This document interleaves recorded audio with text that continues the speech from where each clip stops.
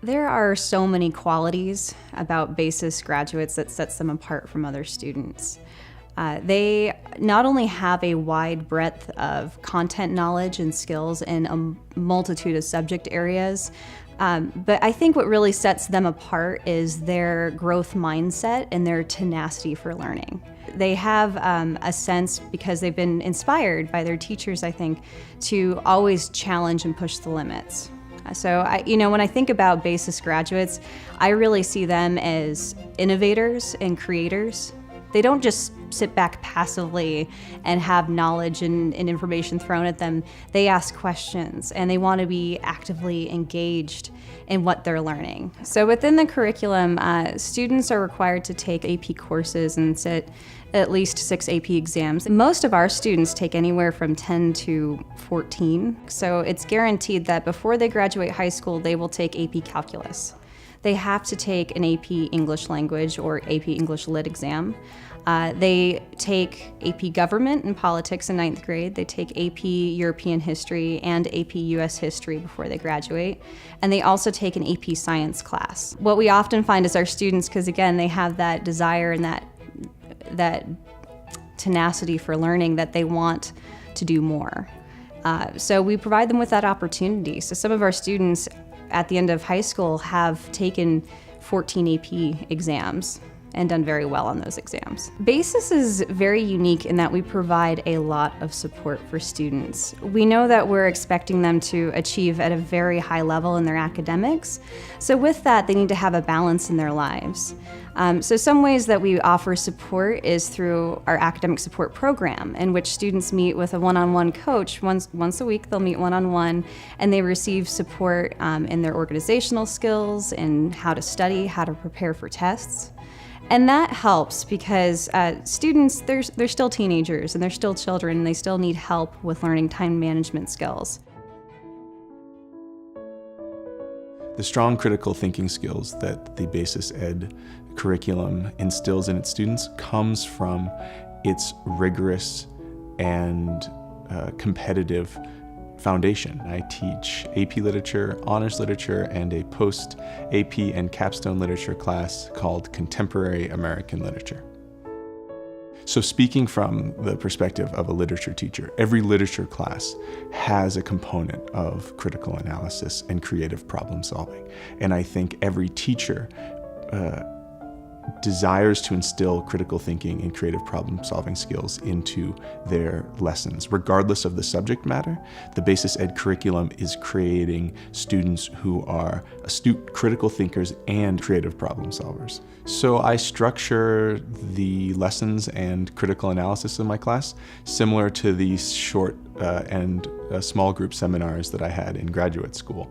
We focus on formalism to start, which is basically, I always tell my students, particularly in a STEM-focused curriculum, that we are engineering or reverse engineering language, breaking down sentences and words into their component parts, and then analyzing how the authors are building them and coalescing them together to create meaning. And then I also teach the AP Literature course, which I love, and that course is structured around power. So AP Literature is structured around power and the individual's role in relationship to society. So who am I compared to all of the other billions of people in this world? And if I am just one individual, how do I make meaning in my life? And then finally, I also teach a contemporary American literature class. So this is a class that really combines sociology and formal literary analysis. We read books published since the year 2000, beginning and focusing on the events of 9/11, leading up to today. We read contemporary books by authors who are still living and writing and publishing, and we analyze them and question, what do these books have to say about our culture? What do they say about us as people? And how do our lives, the students that is, relate to these issues?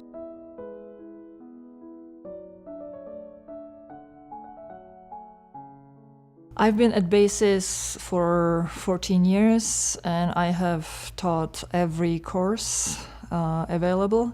So now I teach high school, Calculus AB, Calculus BC, and capstone math classes, multivariable calculus, and differential equations. Typically, students come to BASIS after to the middle school in 5th grade, and they do basic math. 7th and 8th grade is Algebra 1, Algebra 2, and then 9th grade pre-calculus, and then everybody is taking Calculus AB, AP course, and Calculus BC, AP course, and after AP we have plethora of capstone or post-AP math classes. They can come with topics, and we can go and explore whatever is of interest. So we were talking about topics from theoretical algebra to philosophy of math and what is math. So it's really, those are interesting classes. You know, our students are very good, and the curriculum is very challenging. So for them also, this is the time that they can learn that math is many things. It's not just the homework and tests and lectures. So they are encouraged to do research and think about math rather than just finish homework and be done with it.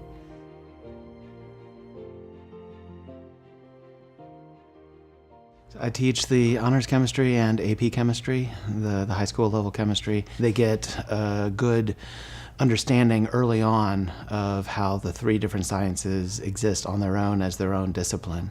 And as science teachers, we strive for a lot of crossover and make sure that they understand that all these sciences relate to each other, but it's really helpful for them to really get into the meat of each science as its own discipline starting in 6th grade. So by the time they get to high school, where I teach them now, they have a good foundation, a good understanding of a lot of the basic concepts, and it makes my job so much easier.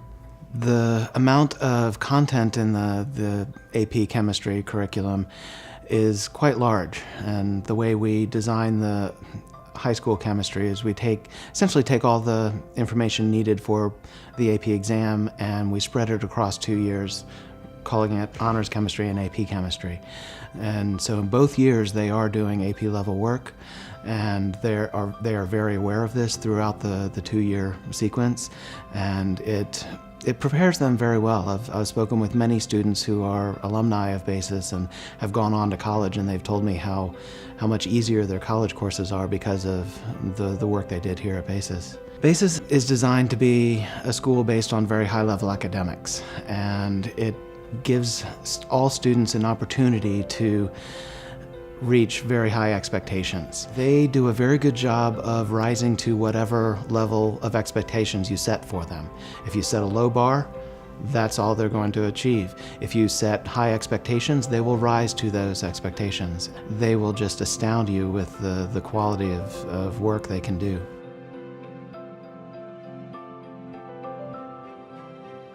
So here at BASIS, I teach most of the high school AP physics curriculum. AP Physics 1, which is an algebra-based physics class, taught kind of at the undergraduate level, and the AP Physics C class, which is same material but taught with the introduction of calculus. And lastly, I teach the senior capstone physics class, which is again taught at kind of an advanced undergraduate level on topics where we've ranged from astrophysics to quantum mechanics to special relativity.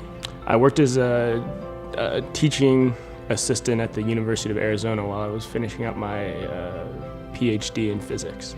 And so most of my experience was teaching these same classes at the undergraduate level at the University of Arizona. By teaching these same courses at U of A, I can compare the work to the students here at BASIS to those undergraduates at U of A pretty consistently.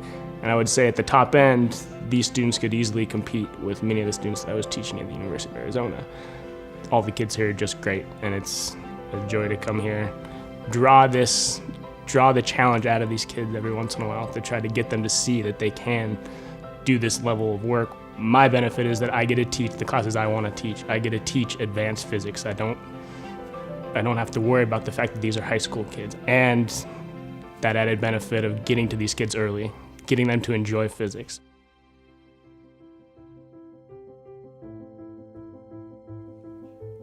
I don't know if teaching economics to 8th graders is crazy. I was definitely a little skeptical when I initially was told that I would be teaching economics to 8th graders, but I think it's really exciting to teach it to 8th graders, and I think it's kind of refreshing to teach it to 8th graders and sort of get a different classroom experience with that curriculum. There's definitely a different sort of energy in an 8th grade economics class. I, in particular, try to gear the 8th grade curriculum to prep them for the AP course. By the end of the 8th grade year, I am actually giving them AP style questions. I'm grading them according to the AP standards. We have, differential equations, linear algebra. This year we had game theory. Next year I'll actually be implementing and trying out econometrics as a capstone. And so that'll focus more on statistical analysis and analyzing data and data presentation.